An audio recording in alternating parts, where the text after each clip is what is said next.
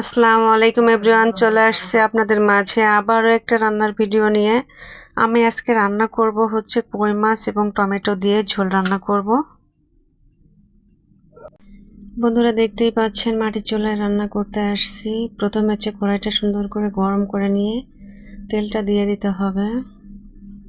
তেলটা যদি অনেকক্ষণ ধরে গরম করে না নেওয়া হয়, কাঁচা তেলের গন্ধ বেরোয়। বন্ধুরা, এবার হচ্ছে আমি তেলটা গরম হয়ে গিয়েছে, এর ভিতরে মশলাটা দিয়ে দিব।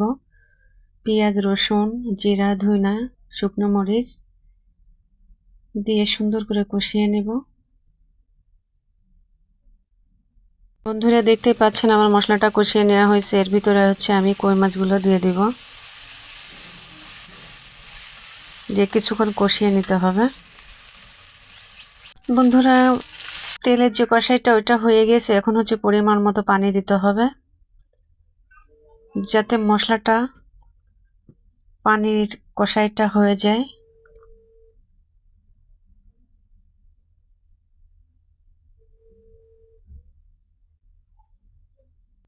বন্ধুরা, দেখতেই পাচ্ছেন পানি দেওয়ার পরে মাছটা কষিয়ে নেওয়া হয়েছে। মশলাটা যদি সুন্দর করে কষিয়ে না নেওয়া হয়, তরকারিটা টেস্ট হয় না। এরপর হচ্ছে বন্ধুরা পরিমাণ মতো ঝোলে পানি দিতে হবে, বেশি মশলা মশলা থাকবে না, পাতলা ঝোল হবে। এর ভিতরে বন্ধুরা টমেটোটা দিয়ে দিব। বন্ধুরা, ঝোলের পানিটা দেওয়ার পরে কিছুক্ষণ 2-4-5 মিনিট জাল দিতে হবে।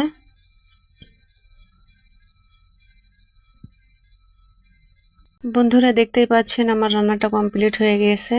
কে কে কই মাছ এবং টমেটো দিয়ে এরকম ঝোল রান্না খেতে পছন্দ করেন, কমেন্ট করবেন, লাইক করবেন, পাশে থাকবেন। ইনশাল্লাহ আমিও আপনাদের পাশে থাকব।